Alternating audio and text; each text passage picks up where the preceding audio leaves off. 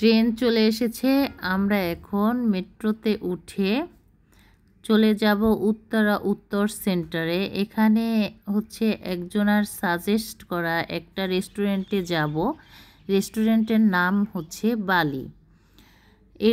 এই রেস্টুরেন্টটি অনেকটা ইন্দোনেশিয়াতে অবস্থিত কিছু রেস্টুরেন্টের মতন করেছে।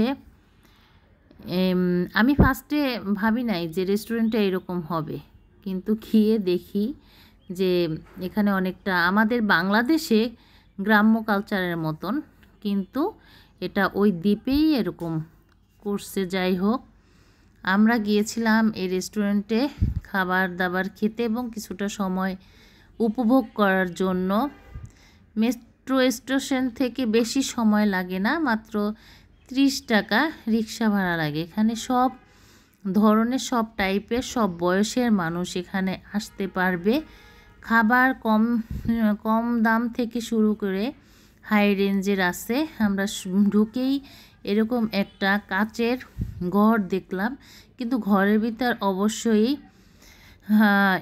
আছে, এসির সিস্টেম আছে। আর চারদিকেই উপরে এবং নিচে বসার স্পেস আছে এবং উপরেও বসার স্পেস আছে।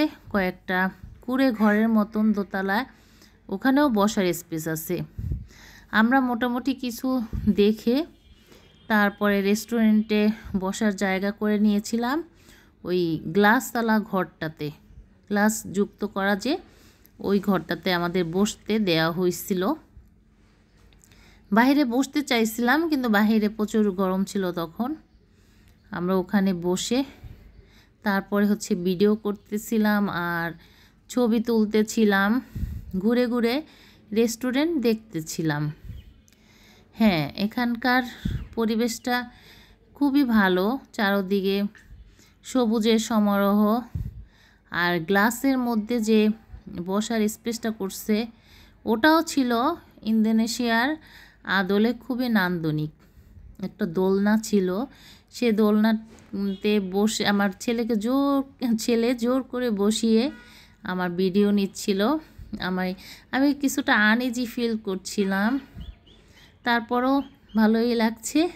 পরে ছেলেকেও আমি বসিয়ে তার ভিডিও নিয়েছিলাম। খুবই ভালো এবং সুন্দর একটা জায়গা। যদি সপরিবারে ঘুরতে যান বা কেউ ঘুরতে যায়, মন্দ হবে না। এখন আসেন খাবারে। এখানকার খাবার সব সামুদ্রিক মাছ এবং শুটকি,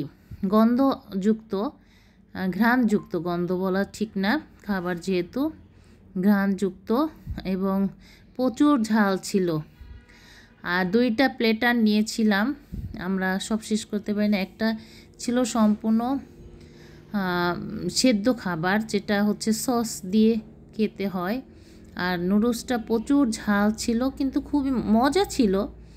স্বাদটা একটু সম্পূর্ণ চেঞ্জ, মজাদার ছিল। মজাদার থাকলে কি হবে, আমরা তো এইসব খাবার খেতে তত একটা অভ্যস্ত না।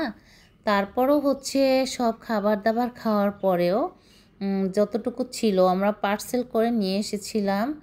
আর শেষে আমরা 2টা ড্রিঙ্কস নিয়েছিলাম। ড্রিঙ্কসগুলি নিয়েছিলাম এই কারণে প্রচুর ঝাল ছিল। এমনি তো ড্রিঙ্কস নিয়েছিলাম, তারপর হচ্ছে এই ড্রিঙ্কস 2টিও নিয়েছিলাম প্রচুর ঝাল থাকার কারণে। যাই হোক, আপনারা যদি যান কিছুটা সময় খুব ভালো কাটিয়ে আসতে পারবেন। জায়গাটা আসলেই খুবই সুন্দর এবং কমফোর্টেবল জায়গা। আমার ছোট্ট ছেলে আমাকে বলছে, চলো উপরে তোমাকে ভিডিও করে দেবো, জোর করেই তারপর গিয়েছিলাম। যাই হোক, আমার ছেলের মন রক্ষা করে নিচে নেমে আসলাম। সবাই ভালো থাকবেন। আসসালামু আলাইকুম। বিদায় বেলা আমরা ভিডিও করতে করতে বের হচ্ছিলাম। এই মুহূর্তে আবার দোলনাটায় আমার ছেলে বসছিল যে চলো এখন যাই, আমরা চলে আসছি। সবাই ভালো থাকবেন, আর সময় পেলে সবাই পরিবার নিয়ে ঘুরে আসবেন।